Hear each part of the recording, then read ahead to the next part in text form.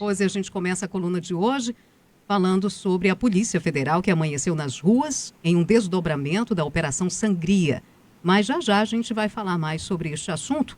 A gente começa a coluna de hoje falando sobre a entrevista do candidato a prefeito Romero Reis, que concedeu entrevista a você e a âncora Thaís Gama. Temos um resumo aqui, depois a gente fala das suas impressões desta entrevista. Saber com o senhor já citou aí, o senhor falou em transformar a cidade de Manaus. Se o senhor for eleito, qual seria a sua prioridade? Você não pode descontinuar a estrutura que está aí. A nossa primeira ação vai ser o quê? Vamos manter os secretários executivos das várias pastas. Porque, afinal de contas, eu estou sendo eleito por um período de 4 anos. Nós não vamos resolver os graves problemas de Manaus na primeira semana ou no primeiro dia. Nós vamos fazer isso com muito planejamento, com muita tranquilidade, fazendo a estrutura da prefeitura funcionar como deve ser e, à medida que o tempo for passando, colocando a nossa marca, que é fazer gestão, enxugar a máquina, valorizar os nossos funcionários públicos. Esse é o nosso propósito e é assim que nós vamos iniciar a prefeitura e, à medida que o tempo for passando, com muita rapidez, né? Afinal de contas, Manaus tem pressa, nós vamos começar a emplacar os nossos projetos. Nós temos 11 projetos especiais, nós temos 6 eixos que a gente tem ações em cada uma delas, mas sem nenhum populismo, sem nenhuma medida eleitoreira, nós vamos fazer aquilo que a cidade necessita. Candidato, eu queria entender qual é o seu nível de bolsonarismo, né, de bolsonarista. O senhor se apresenta como bolsonarista isso desde quando estava no PSL.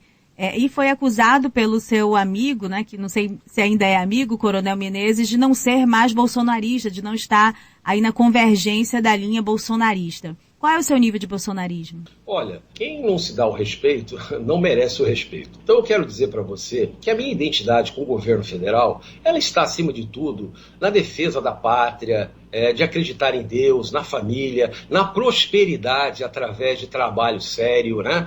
Da transparência total, dizer não. Agora, o presidente da República tem que cuidar de 210 milhões de pessoas. Ele está lá fazendo aquilo que o país precisa, implementando as reformas, e usar o presidente da República como muleta para fins eleitoreiros, desculpe, isso não vai resolver os graves problemas de Manaus. Candidato, 1 minuto para suas considerações finais. Eu não tenho projeto de poder nenhum, mas eu tenho um projeto com muita determinação.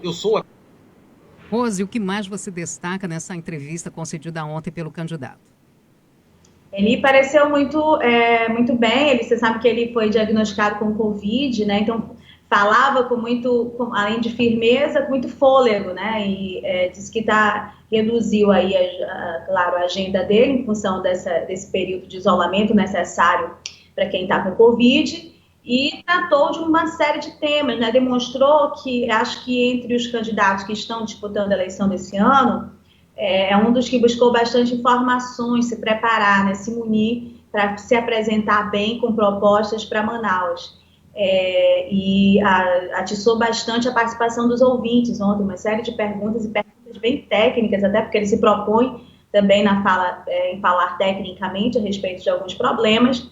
Tem uma proposta aí que é muito da visão de quem está há muitos anos, né, na área mais de mercado empresarial. Então, uma visão da administração que deve funcionar como uma empresa, alguém que nunca esteve no serviço público, né?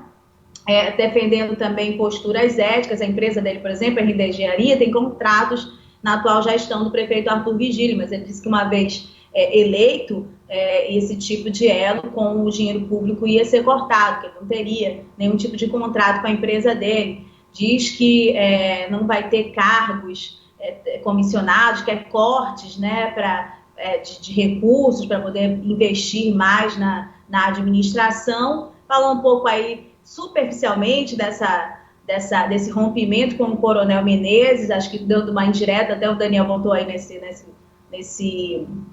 edição, né? Quem não se dá respeito não merece respeito. Ele não fala diretamente, mas foi uma pergunta a respeito do Menezes, né? E também eu acho que tem essa busca colocar num outro patamar essas declarações recentes do presidente Bolsonaro de apoio ou de simpatia ao careca, que é o Coronel Menezes, né? Ele disse que quem quer administrar Manaus não tem que estar demonstrando apoiamentos e sim propostas para a cidade. Então, em resumo, eu acho que é esse aí a nossa entrevista de ontem, né, com o Romero Reis, e de hoje, Samara, nós vamos entrevistar o candidato a prefeito Alfredo Nascimento, às 16h, ao vivo.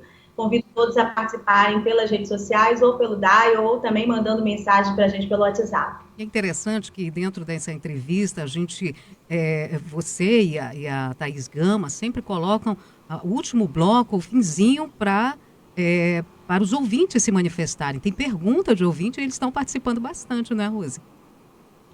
Sim, bastante. É muito interessante.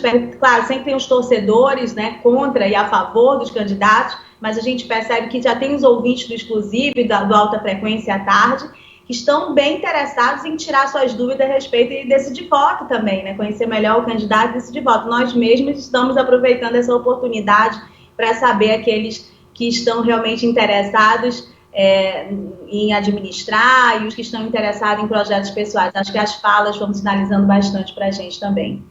Rose, agora a gente fala sobre a operação da Polícia Federal. O vice-governador do Amazonas, Carlos Alberto Almeida Filho, do PTB, está entre os 5 alvos de busca e apreensão pela Polícia Federal na segunda fase da Operação Sangria, realizada na manhã de hoje em Manaus. Segundo o Ministério Público Federal, o político tinha influência na gestão da Secretaria de Saúde, que atuou durante os 3 primeiros meses de governo. As provas apontam que a cúpula da Secretaria de Saúde falava frequentemente com o vice-governador para tratar de contratos da área da saúde, inclusive sobre pagamentos. Contra outro investigado, que não teve o nome divulgado, apontado como homem de confiança do governador Wilson Lima, do PSC, foram expedidos mandados de busca e apreensão, mas também de prisão temporária por 5 dias. Segundo as investigações, o esquema de compra considerada fraudulenta,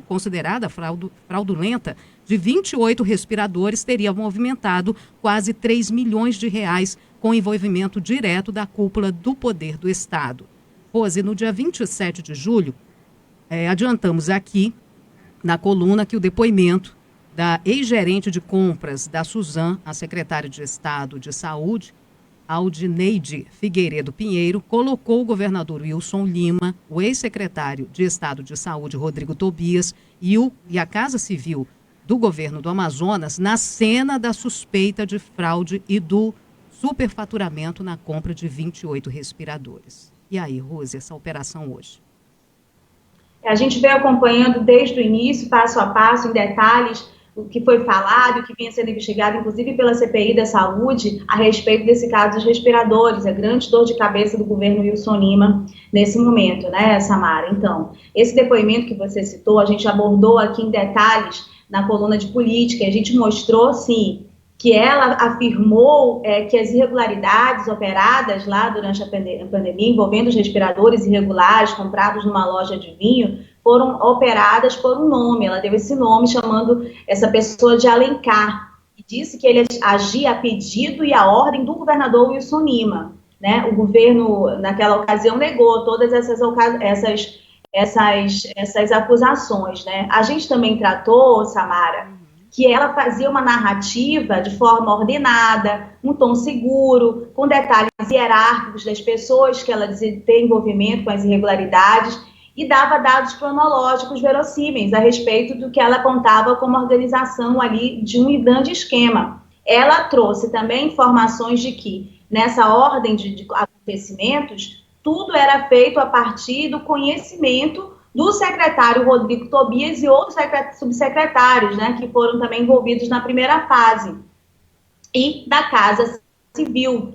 Quem era da Casa Civil, na ocasião, era o vice-governador Carlos Almeida Filho. Então, a gente tratou esse depoimento como um depoimento muito forte, que poderia, sim, vir como principal alvo numa próxima segunda fase dessa Operação Sangria. Bom, os dados que foram divulgados até esse momento pelo Ministério Público Federal, pela Procuradoria-Geral da República, eles demonstram exatamente isso, né? Os alvos desses mandados de busca e apreensão, eles são muito focados aí no resultado desse depoimento da Alcineide, né?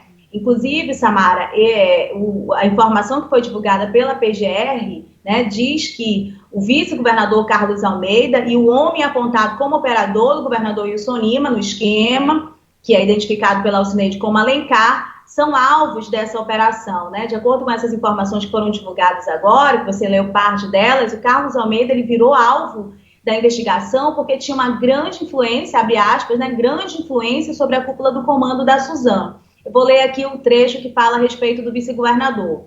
Já o vice-governador, de acordo com registros já reunidos pelos investigados, tinha grande influência na gestão da Suzano, pasta na qual atuou durante 3 primeiros meses do governo. As provas apontam que a cúpula da saúde se reportava frequentemente ao vice-governador para tratar de contratos da área da saúde, inclusive sobre pagamentos.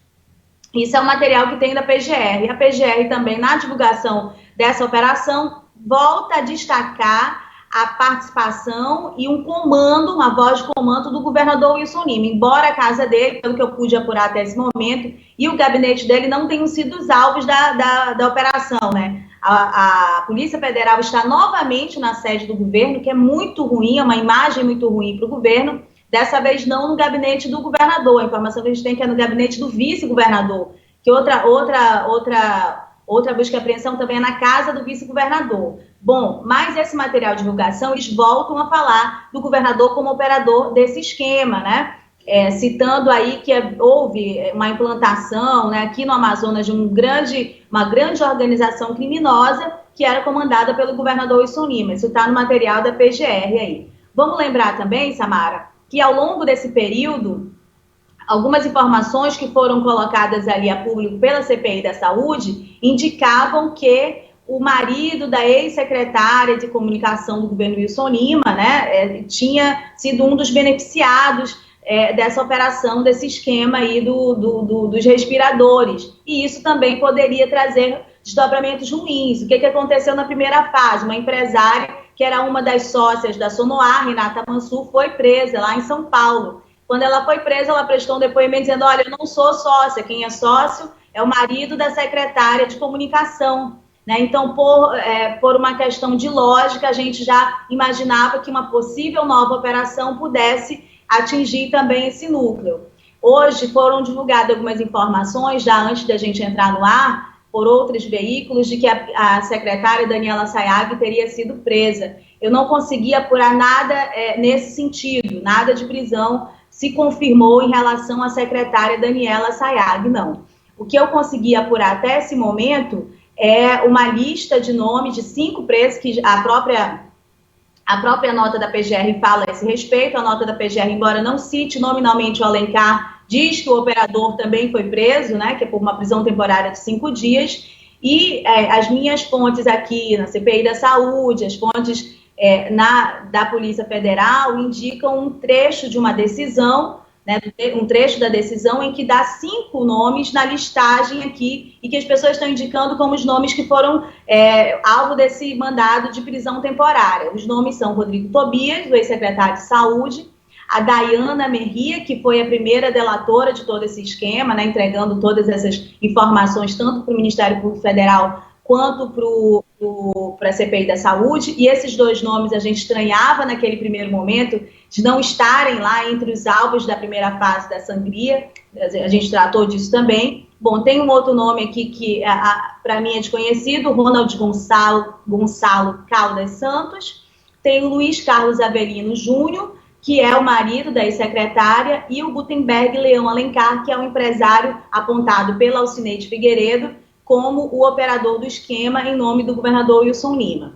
Claro, todas essas informações já foram divulgadas, informações que já tinham sido divulgadas anteriormente, já foram alvo de posicionamento da Secretaria de Comunicação, negando que o governador Wilson Lima tenha conhecimento de participação ou participação no esquema criminoso. Verdade, tem até uma nota aqui enviada agora há pouco pelo governo do Amazonas, que diz que está contribuindo com a apuração dos fatos pela Polícia Federal e órgãos de controle e que a ação de busca e apreensão desencadeada hoje envolve, em grande parte, pessoas que já não fazem mais parte da estrutura de governo. O governo do Estado reitera que tem atuado de forma transparente e confia na justiça. Rose.